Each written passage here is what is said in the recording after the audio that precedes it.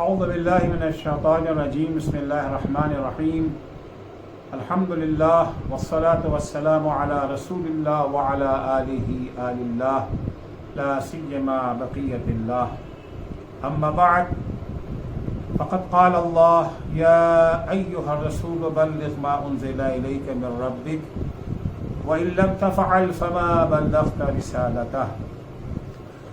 میں اپنے عرائض پیش کرنے سے پہلے اپنے ناظرین اور سامعین کی خدمت میں عید سعید غدیر کی مناسبت سے صمیم قلب سے دل کی گہرائیوں سے مبارکباد پیش کرتا ہوں۔ اللہ ہم سب کو اس عید سے فیضیاب ہونے کی توفیق عنایت فرمائے۔ سوال بہت اہم سوال ہے، یہ جو ہے مینجمنٹ اور مدیریت، قیادت اور لیڈرشپ، یہ اللہ جل شانہ کی عطا کردہ اہم ترین نعمت ہے۔ یہ وہ اہم ترین نعمت ہے جس کے بغیر اس کی باقی نعمتوں سے کما حقہ استفادہ ناممکن ہے۔ یہی وجہ ہے کہ ہم دیکھتے ہیں اسلامی تعلیمات میں اسے غیر معمولی اہمیت دی گئی ہے۔ چنانچہ پانچویں امام محمد باقر علیہ الصلوۃ والسلام ارشاد فرماتے ہیں کہ بنی الاسلام علی خمس، علی الصلاۃ والزکاۃ والحج والصوم والولایہ۔ 5 چیزیں اسلام کی بنیاد ہیں، 5 پلر اور 5 ستون ہیں اسلام کے، جس پر اسلام کی عمارت کھڑی ہوئی ہے۔ نماز ہے، زکوٰۃ ہے، حج ہے، روزہ ہے اور ولایت۔ ولایت یعنی قیادت، لیڈرشپ، مینجمنٹ اور یہ جو ہے مدیریت۔ اس کے بعد امام فرماتے ہیں کہ وَلَمْ يُنَادِ بِالشَّيْءٍ كَمَا نُودِيَ بِالْوَلَایَةِ۔ جتنی اہمیت اور اہتمام کے ساتھ ولایت کا اعلان کیا گیا، ولایت کا پیغام لوگوں تک پہنچایا گیا، ولایت کا پیغام سنایا گیا، کسی اور چیز کا پیغام، نہ نماز، نہ روزہ، نہ حج، نہ زکوٰۃ، نہ صوم، اپنی تمام اہمیتوں کے باوجود جتنے اہتمام کے ساتھ ولایت کا پیغام دیا گیا۔ لیکن میں نے عرض کیا آپ کی خدمت میں کہ نماز نعمت ہے، روزہ نعمت ہے، حج نعمت ہے، ساری نعمتیں ہیں، لیکن یہ نعمتیں اسی وقت معنی پیدا کریں گی جب ولایت کے سائے میں ہوں۔ اگر مینجمنٹ نہیں ہے، اگر مدیریت نہیں ہے تو بعض اوقات یہ نعمتیں خود مصیبت بن جاتی ہیں۔ لہذا مینجمنٹ کو، مدیریت کو، ولایت کو، قیادت کو، لیڈرشپ کو اتنی زیادہ اہمیت دی گئی ہے۔ اگر قرآن مجید کا جائزہ لیں، قرآن مجید کی آیتوں کو دیکھیں، چاہے وہ آیہ بلغ ہو یا آیہ تکمیل دین، یا ایھا الرسول بلغ ما انزل الیک من ربک ہو، یا الیوم اکملت لکم دینکم واتممت علیکم نعمتی ورضیت لکم الاسلام دینا ہو، یہ دونوں ہی آیتیں ولایت، مینجمنٹ اور مدیریت کی اہمیت کی بہترین گواہ ہیں۔ حضرت کے بعد امت کی قیادت اور مینجمنٹ کے نظام کے اعلان کو پورے دین کے مساوی قرار دیا گیا ہے،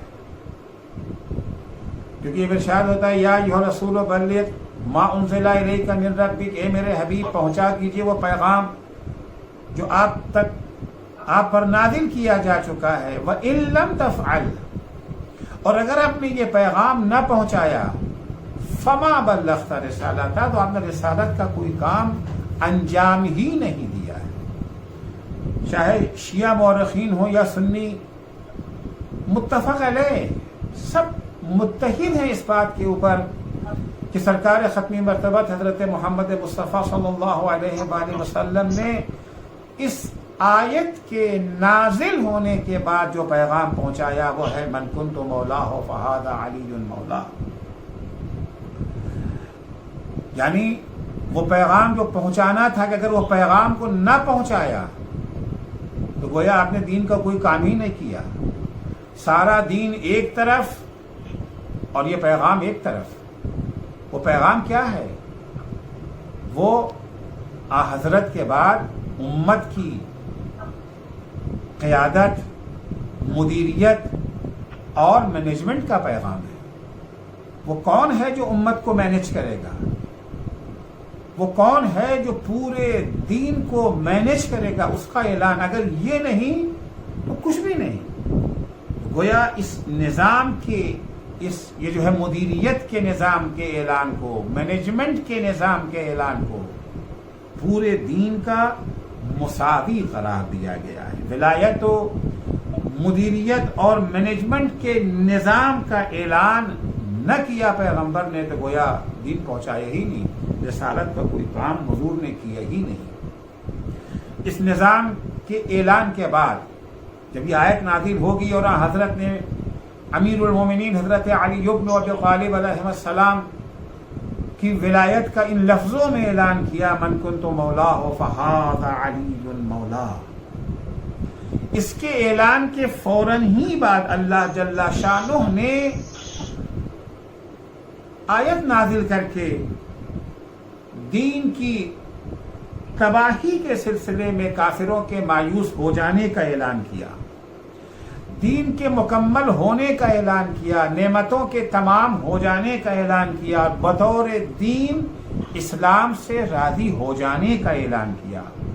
الیوم یئس الذین کفروا من دینکم فلا تخشوہم واخشونی الیوم اکملت لکم دینکم واتممت علیکم نعمتی ورضیت لکم الاسلام دینا.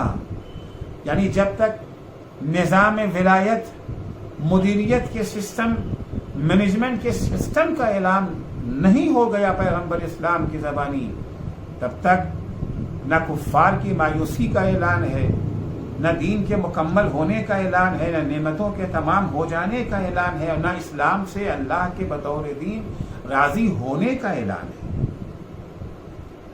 تاریخ یہی بتاتی ہے کہ آیہ بلغ کے نزول کے بعد من کنت مولا فعلی مولا کے اعلان سے اسلام کے حکومت و ولایت اور مینجمنٹ کے سسٹم کا خد و خال ابھر کر سامنے آ گیا کہ جس طرح سے دین اسلام خدا ساز ہے، اس کے احکام و قوانین اللہ تبارک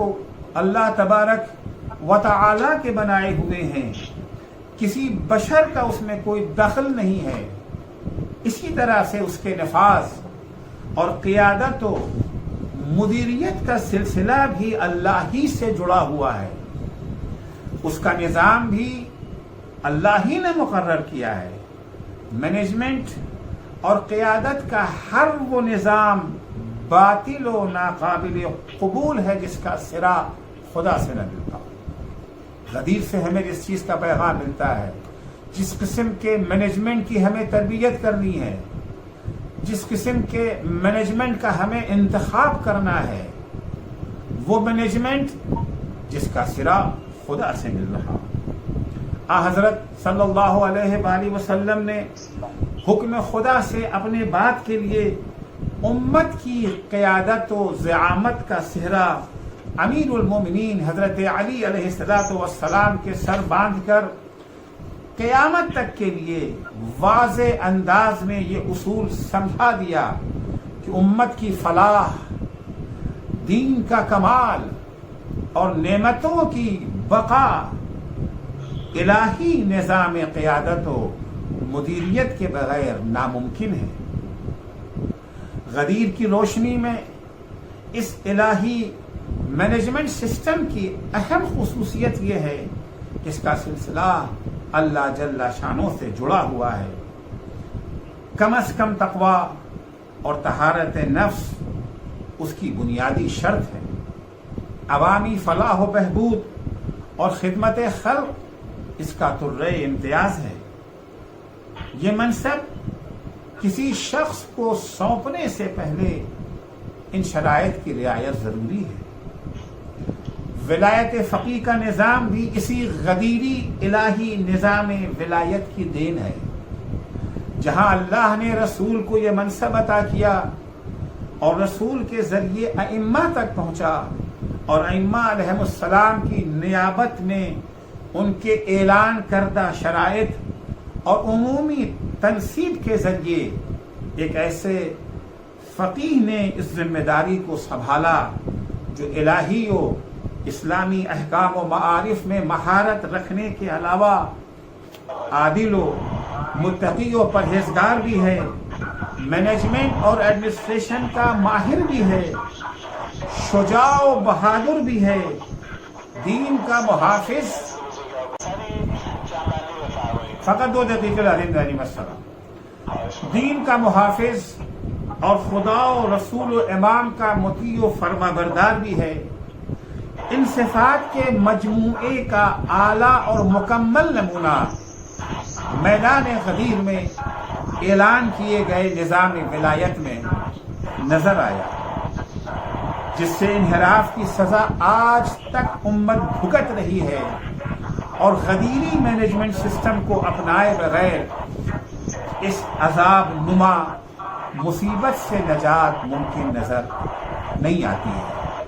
میں اپنی گفتگو کا خلاصہ 2 جملوں میں اگر بیان کرنا چاہوں تو یہ ہے کہ غدیر جو ہمیں میسج دیتی ہے، جو ہمیں پیغام دیتی ہے، امت کو ایک ایسے مینجمنٹ کی ضرورت ہے جس کا صلہ خدا سے ملتا ہو، جو دینی معرف و تعلیمات کا ماہر اور ایکسپرٹ ہو، تقوی اور عدالت نفس کا حامل ہو، تقوی نفس کے اعلیٰ درجے پر فائز ہو، اور ساتھ ہی ساتھ مینجمنٹ کا ایکسپرٹ ہو، شجاع ہو، بہادر ہو، خدا رسول اور ائمہ کے علاوہ کسی اور کا خوف اس کے دل میں نہ ہو۔